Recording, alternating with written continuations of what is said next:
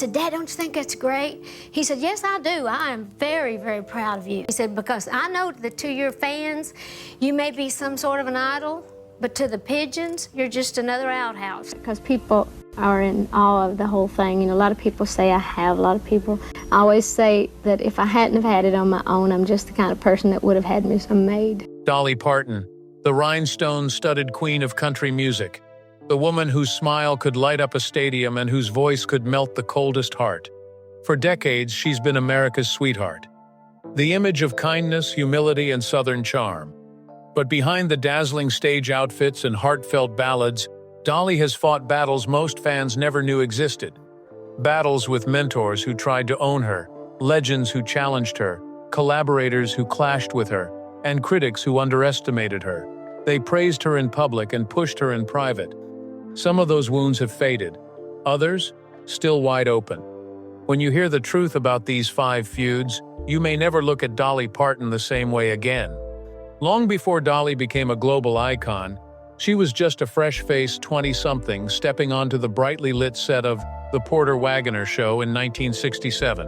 And here's a little gal that I know you're going to really learn to love because she's a fine singer and she ain't no dumb blonde, though. Pretty Miss Dolly Parton. Porter was already a household name in country music, known for his flashy rhinestone suits, larger-than-life stage presence, and a television show that reached millions of homes every week. When he brought Dolly on to replace his previous female vocalist, Norma Jean, the move was not exactly met with applause. Fans loyal to Norma Jean sent hate mail, booed Dolly on stage, and even told her to go back home. But Dolly, in that polite yet unshakable way that would become her trademark, kept smiling. She was determined to win them over. And she did. Within months, audiences were captivated by her charm, her wit, and most of all, that voice. Their duets topped the charts, and together they scored more than a dozen top 10 country hits. On camera, they looked like the perfect team. Off camera, the reality was far more complicated. Porter was not just her duet partner. He became her manager, her gatekeeper, and in many ways, her boss. He decided what songs they recorded, where they performed, and even controlled her television appearances. At first, Dolly played along. She was grateful for the opportunity and knew that being on Porter's show had launched her career into the national spotlight. But Dolly was not just another singer content to follow someone else's lead.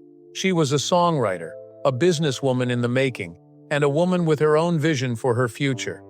The more famous she became, the more she wanted to step out on her own, and the more Porter resisted. What started as creative differences soon turned into a silent tug-of-war over control. By 1973, the tension was impossible to ignore. Dolly wanted to spread her wings. Porter wanted to keep her exactly where she was. She had promised him she would stay 5 years, but she had stayed for 7. Leaving meant risking the security and exposure that came with his show, but staying meant giving up her independence. In 1974, Dolly finally made the decision to walk away. Publicly, it looked like an amicable split. Privately, Porter took it as a personal betrayal. 5 years later, in 1979, he sued Dolly for $3 million, claiming she owed him money from management fees, show expenses, and future earnings. For Dolly, it was not just a legal fight. It was emotional. Porter had been her mentor, her partner, and in many ways a friend. Seeing him turn to lawyers instead of conversation cut deep. Despite the bitterness, Dolly refused to drag Porter through the mud. She quietly settled the lawsuit out of court, paying him what was necessary to end the battle once and for all. Years later, she admitted that the split had broken her heart, not because she lost a manager, but because she lost someone who had been such a big part of her story. Time, however, has a way of softening even the sharpest edges. By the late 1980s, they began speaking again. In 2002, Dolly stood on stage to induct Porter Wagoner into the Country Music Hall of Fame, publicly honoring the man who had once tried to keep her under his thumb. When Porter fell ill in 2007, Dolly visited him in the hospital. Just weeks later, he passed away. Dolly was devastated. She even held a tribute concert at Dollywood. Not for the press, not for the headlines, but for the man who, for better or worse, helped her become who she was. What started as a partnership built on music and mutual success ended in lawsuits and heartbreak. But it also taught Dolly one of the most important lessons of her career. In the music business, you can be grateful for your beginnings, but you can never let someone else decide your ending. By the early 1970s, Dolly Parton was making her own moves in Nashville. Fresh off her decision to leave the Porter Wagoner show, she poured her emotions into a song that would become one of the most personal and important of her career, I Will Always Love You. Written in 1973, it was not about romance.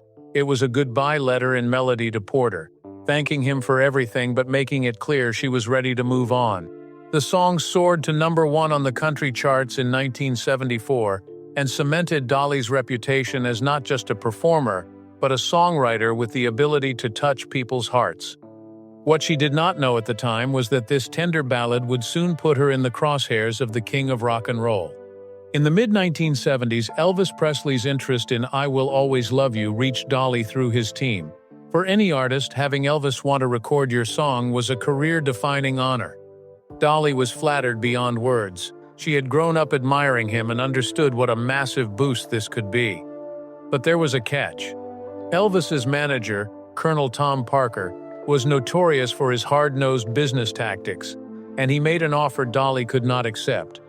If Elvis was going to record the song, Parker insisted that Elvis get 50% of the publishing rights, forever. That meant Dolly would lose half of the income from the song for the rest of her life. For a young artist who had grown up dirt poor, this was no small decision. Most would have signed without thinking twice. But Dolly understood the value of her work and refused to give away something so deeply personal and potentially profitable. She told Parker, politely but firmly, "This is the most important copyright in my whole publishing company, and I cannot do that." That night, she went home and cried, not out of regret but out of heartbreak. She admired Elvis, and turning him down felt like closing the door on a dream. And I said, well, that's not possible because that is my most important copyright. I got my own publishing company, and that's, I said, I can't do that.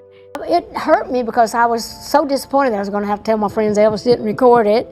The fallout was subtle but real. Elvis never recorded the song, and Dolly sensed that he took the rejection personally. She has said in interviews that she believes Elvis was disappointed, maybe even hurt.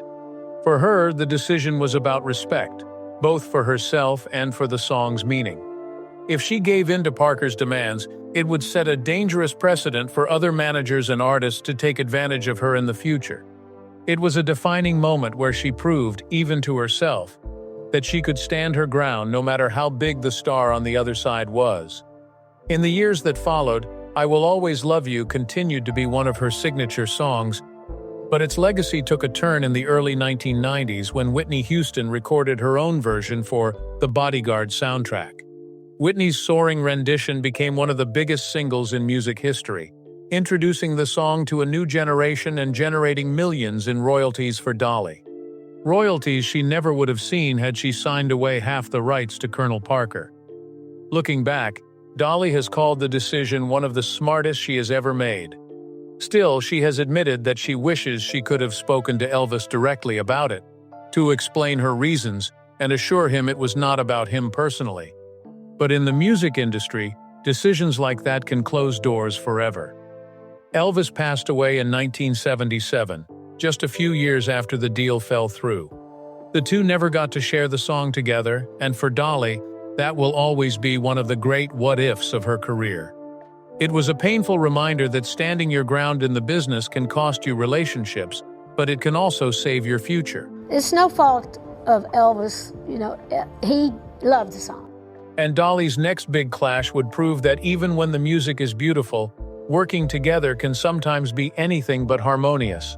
On paper, it was a dream collaboration. Three powerhouse women at the top of their game, Dolly Parton, Linda Ronstadt, and Emmylou Harris, coming together to form a country supergroup. All three were respected in their own right, each bringing a unique voice and style to the table. In 1987, their long-awaited album Trio finally hit shelves after years of delays and record label wrangling. The result? Critical acclaim, a platinum certification, chart-topping singles, and even a Grammy Award. To the public, it looked like the perfect blend of talent and friendship. Behind the scenes, though, the reality was more complicated. Dolly has always been known for her fast, efficient work style. She prefers to get into the studio, nail a song in 1 or 2 takes, and move on. Linda Ronstadt, by contrast, was a perfectionist. Someone who would spend hours honing a single vocal line until it was just right. Emmylou Harris often found herself caught in the middle, trying to keep the peace between 2 very different creative approaches. Recording sessions that Dolly expected to wrap up in days dragged into weeks. Scheduling was a nightmare, especially with 3 artists balancing their solo careers. And while everyone was committed to making Trio a success, patience began to wear thin. Dolly, used to moving quickly and decisively, found the slow pace frustrating. When the time came to work on a second album, Trio 2, things did not get easier. They recorded much of it in the early 1990s, but label disputes and conflicting schedules stalled its release for years. By the time it finally came out in 1999, the momentum and some of the camaraderie had faded. Publicly, the women remained gracious about each other, but hints of the strain leaked through. Linda gave interviews where she openly expressed frustration with Dolly's reliability during the sessions, describing her as often late or unavailable. She even hinted that Dolly's solo commitment seemed to take priority over the group. Dolly never lashed out in return. She rarely does. But industry insiders have said that the comments stung. For someone who prides herself on professionalism, being painted as unreliable was more than just criticism. It was a jab at her reputation. The two never had a public falling out, but after Trio 2, there was no push for another full-scale collaboration. While the music they created together is still celebrated as groundbreaking, the behind-the-scenes tensions left a mark that neither woman seemed eager to revisit. For fans, the Trio albums are timeless treasures. For Dolly, they are also a reminder that even the most beautiful harmonies can be built on fragile ground. And sometimes, the challenge is not in singing together, but in staying together. And as she would soon learn, creative clashes in the studio were nothing compared to the storm that came next, when a shock jock's cruel stunt crossed every line imaginable. For most of her career, Dolly Parton has been almost untouchable when it comes to public controversy. She has mastered the art of sidestepping gossip, diffusing criticism with humor, and staying far away from the uglier corners of celebrity life. But in 2008, one radio personality pushed her patience and her reputation to the breaking point. That man was Howard Stern. Known as the shock jock of American radio, Stern had built his career on outrageous, often offensive humor. His fans called him fearless, his critics called him crude. And in one infamous segment, Dolly went from being the butt of a joke to the victim of what she would later call one of the most humiliating moments of her life. It started with Stern's team taking recordings from Dolly's audiobook, My Life, and Other Unfinished Business. Instead of playing excerpts as they were, they cut and spliced her words to create a fake, vulgar interview. In this manipulated version, Dolly's voice appeared to say things that were racist, sexual, and shockingly out of character. Crude remarks about other artists, distasteful comments about her own body, and language she would never in a million years use. It was not satire in the traditional sense. It was a character assassination dressed up as comedy. Stern's crew aired it, laughed about it, and moved on to the next segment. For Dolly, the impact was devastating. She had spent decades cultivating an image rooted in kindness, inclusivity, and respect. Now, her own voice, twisted into something ugly, was being broadcast to millions. Fans flooded radio stations, online forums, and comment sections, expressing outrage. Country music stations that had supported Dolly for years publicly condemned the stunt. And for once, Dolly did not stay silent. She issued a rare, emotional public statement saying, "I have never been so shocked, hurt, and humiliated in all my life. I cannot believe what Howard Stern has done to me. In a blue million years, I would never have such vulgar things come out of my mouth." She even hinted at taking legal action. Stern, true to form, did not apologize. He dismissed the backlash as oversensitivity, insisting it was just a joke and never meant to hurt her. To him, it was just another day in radio. To Dolly, it was a deeply personal attack that struck at the heart of her identity. She did not escalate it publicly. choosing instead to let the incident fade with time, but the wound lingered. For years afterward, the incident would resurface in conversations among fans, often accompanied by disbelief that someone would target Dolly, of all people, in such a way. Then, in 2023, something unexpected happened. Dolly appeared on The Howard Stern Show for the first time, promoting her genre-bending rock album Rockstar. 15 years had passed since the scandal, but the tension was still there. Stern was unusually respectful, praising her voice, her career, and her legacy. There were no crude jokes, no jabs. Just a controlled, professional conversation. Whether Dolly saw it as a strategic move to promote her music or a chance to subtly reclaim the narrative, she handled it with the same grace that has defined her career. But make no mistake, forgiveness does not necessarily mean forgetting. By the time Jeff Tweedy's comments about Dolly Parton hit the music press, she had been in the business for over 5 decades. She had survived lawsuits, contract battles, and even character-smearing radio stunts. But this time, the criticism did not target her image. It went straight for the heart of her craft, her songwriting. Tweedy, frontman of the alt-country band Wilco, has a reputation for being thoughtful, even poetic, about music. His fan base expects him to speak his mind, and in this case, he did not hold back. While acknowledging Dolly's place in music history, he openly dismissed much of her songwriting as superficial. Tweedy suggested that while Dolly's songs were undeniably catchy, they lacked the complexity and layered meaning that, in his view, separated good songwriting from great songwriting. He went further, implying that her success had more to do with her charisma and public persona than with the lyrical depth of her work.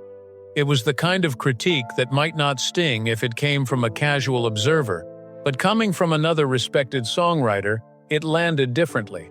Tweedy even singled out Jolene and I Will Always Love You as her pinnacle achievements, quipping that maybe she should have stopped after writing those 2 songs on the same day.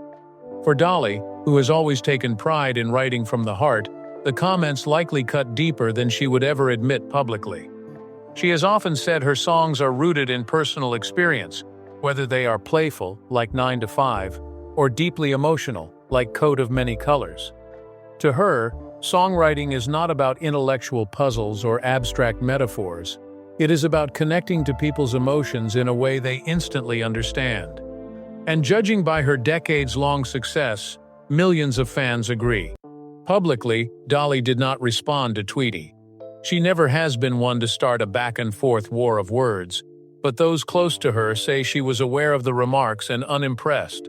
In a career where she has been underestimated more times than she can count, often because of her looks, her accent, or her bubbly demeanor, hearing another artist downplay her work was nothing new. The difference here was that Tweedy's criticism reflected a larger, ongoing divide in the music world: the debate between art and accessibility.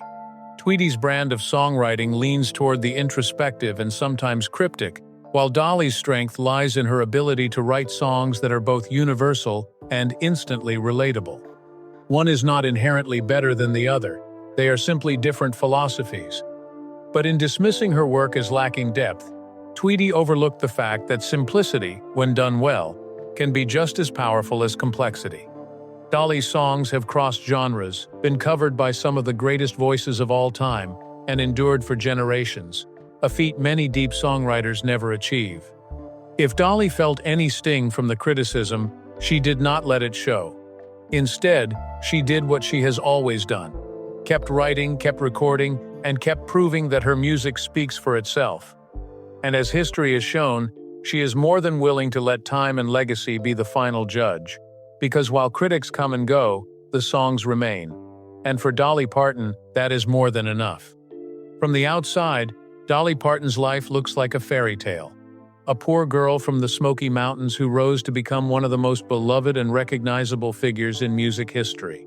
But behind the glitter and the rhinestones is a woman who has had to make hard choices, draw tough boundaries, and walk away from people she once trusted.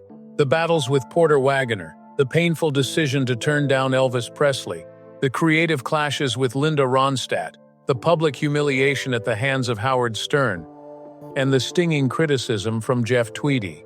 Each one tested her in a different way, Some were about business, some about art, and some about her very identity. What makes Dolly's story so remarkable is not just that she endured these moments, but that she did it without losing the qualities that made people love her in the first place. She never descended into public mudslinging, never let anger define her, and never compromised the values that have guided her since the day she left her small-town home for Nashville. At the same time, she proved she is no pushover. When her work, her rights, or her name were on the line, she stood firm. Even if it meant upsetting powerful figures or risking relationships that had shaped her career. In an industry where it is often easier to say yes than to say no, Dolly has built her legacy on knowing exactly when to do each. She has navigated fame with a blend of grace and grit, earning not just admiration, but respect. And maybe that is the real secret behind her enduring success. The ability to be America's sweetheart on stage while being her own fiercest protector off it. These feuds, clashes, and criticisms are just chapters in a much larger story. One that proves Dolly Parton is more than just the sparkle and the smile. She is a survivor, a strategist, and an artist who refuses to let anyone else write her ending. And as long as she is still writing songs, recording albums, and stepping onto stages, one thing is certain: Dolly Parton will always have the last word.